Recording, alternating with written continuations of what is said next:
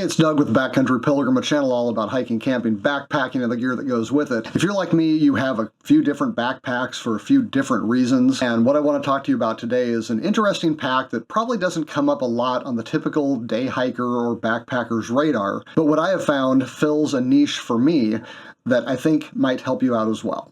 Besides hiking, camping, and backpacking, I also do a little climbing, and I wanted something that I could take a gear load out with on days when I might be doing a little bit of outdoor rock climbing. And for this purpose, I picked up the Mountain Hardwear Multi Pitch 30. This is a 30-liter backpack that is made specifically for climbers, but the features that this pack has actually turned out to be very impressive to me, even for just going on a day hike, or if you're pretty ultralight, an overnight backpacking trip. Now, one of the things that sets the Multi Pitch 30 apart from other typical day hiking packs is just how tough it is. The body of this pack is made with 1,000 denier recycled canvas, and it's infused with a polyester resin that helps with abrasion and water resistance. So if you're loading up this 30-liter bag with some heavier, denser gear, or maybe something that would potentially puncture a more lightweight bag, this is going to be really helpful. The bottom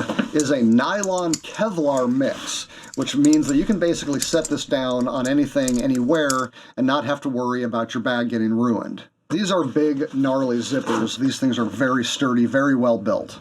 Now, before you click off, let me quickly tell you about the weight of this pack. Even with all of the tough materials that this is made of, the Mountain Hardwear Multi Pitch 30 comes in at 26 ounces. Now, you compare that to the Osprey Talon 22, pretty much the most popular day pack on the market. It's only a 22-liter, and yet it comes in at a solid 2 pounds. Now, you're probably thinking that means that this pack can't possibly have as many features as some of the other more popular packs do, but let me tell you, this is a fairly feature-rich pack, and it has some unusual features that you don't find on very many packs, but which could be very convenient for you.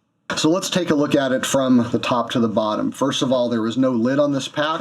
The zippers from the back come around to the front, and it opens with this top panel here. Now, the inside here has a zippered pocket. This is fairly large, get lots of stuff in here.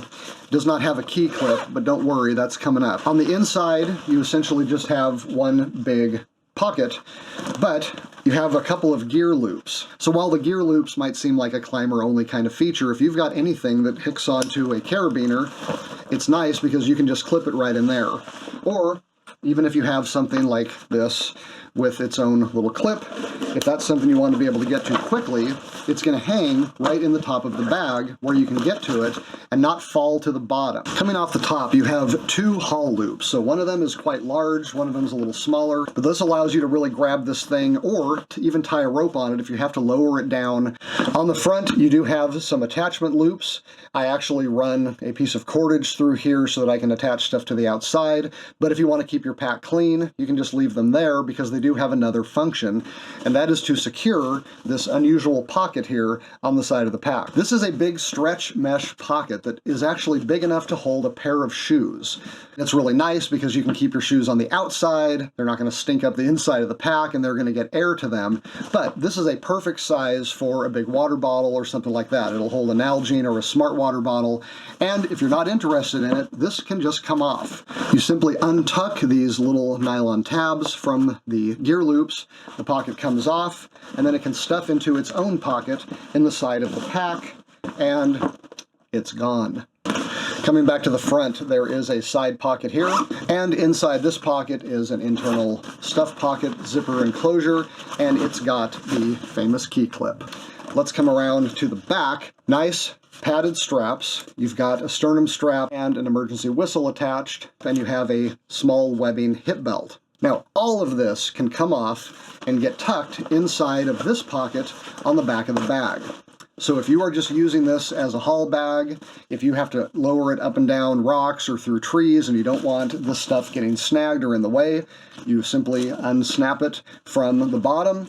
The webbing belt and the shoulder straps can all tuck away inside this pocket, which can also double as hydration pack compatible.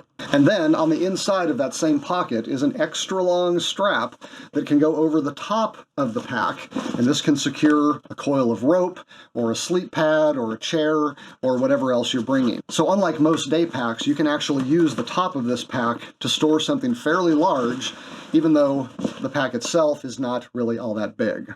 Now, what are you paying for this lightweight day pack? It's only 140 bucks, brand new, and that actually puts it less than the Talon 22. Again, you get more volume, more storage, you get a much tougher pack, a much more versatile pack, and you get to be the cool guy on the trail with a pack that not everybody has seen. All right, I hope that was informative for you. I got some other stuff going on up here.